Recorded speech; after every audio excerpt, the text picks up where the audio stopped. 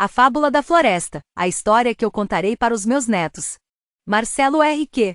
Assim que criou os animais, Deus colocou todos eles juntos numa floresta. Para não interferir na administração da floresta, Deus disse que eles, democraticamente, votassem em quem deveria administrar a floresta. Antes, quem administrava a floresta eram os corvos, porém, cansadas de tantos desmandos, as onças se rebelaram e durante 20 anos foram elas que tomaram conta da floresta e de todos os animais com garras de aço.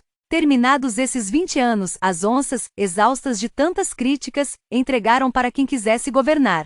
Inicialmente seria uma raposa velha, mas por um problema de saúde, a raposa velha morreu e o chacal assumiu seu lugar. Depois disso vieram outros animais como a hiena, que dizia que iria caçar os animais marajás, etc. A cada eleição o rato concorria, mas não ganhava nada, até que um dia ganhou pela insistência, prometendo transformar a floresta no melhor lugar do mundo. Durante 8 anos o rato fez da floresta o que bem quis e só roubou a comida dos outros animais. Afinal, a natureza do rato era essa mesma. Não podendo mais ser o chefe, colocou a anta em seu lugar, mas a anta só fazia besteiras. No segundo mandato a anta foi tirada antes do tempo e o morcego assumiu por 2 anos.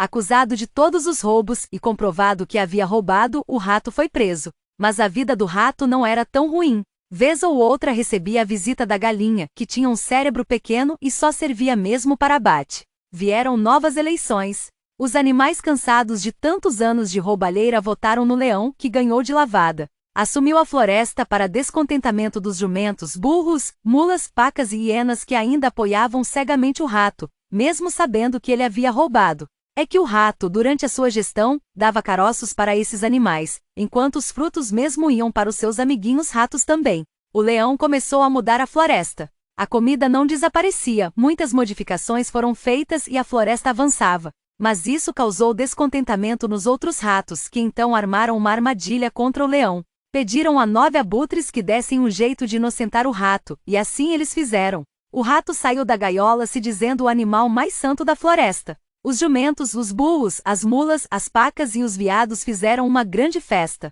Enquanto o leão governava, os abutres faziam de tudo para atrapalhá-lo. Interferiam em cada decisão, mas para isso usavam um veado que a toda hora entrava com algum pedido absurdo.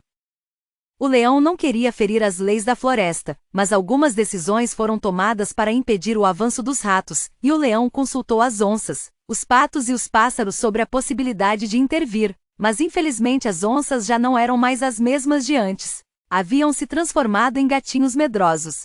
Os patos até tentarem, mas sozinhos não poderiam fazer nada. Já os pássaros. Que lástima! Não havia entre eles um líder que tivesse a coragem de uma águia, e não passavam de pombos daqueles que cagam tudo, não cantam e só enchem o saco. O líder das aves era uma avestruz que enterrou a cabeça num buraco no chão. Deixaram o leão sozinho. Enquanto isso, os canários cantores e os pavões, acostumados à vida fácil e a receberem os alimentos de graça, faziam propaganda contra o leão, ajudados pelos papagaios. Novas eleições vieram. Os abutres deram um jeitinho de manipular o resultado, e o rato foi eleito o rei da floresta novamente.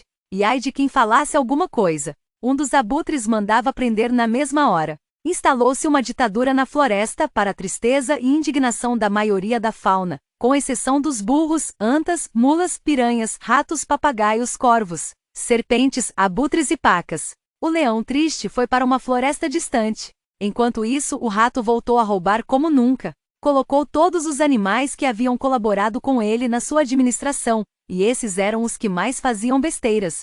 Por exemplo, para tomar conta da justiça, colocou um porco acostumado com os ambientes mais enlameados. Na cultura colocou a gralha e na economia colocou um jumento. Assim a floresta começou a desandar. Os animais aos poucos foram padecendo de tristeza, enquanto a floresta era devastada pelo que havia de pior na fauna. Mas Deus, olhando com tristeza tudo isso, falou: um dia, leão, você haverá de voltar, e mais forte. Você vai rugir mais forte, a floresta vai reagir e cada um dos animais, que ajudou a destruir a minha criação, vai pagar caro por isso.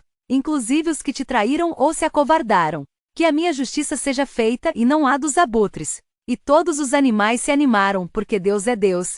Se não for o leão, será um tigre, o guardião de São Paulo, que é um grande amigo de Deus.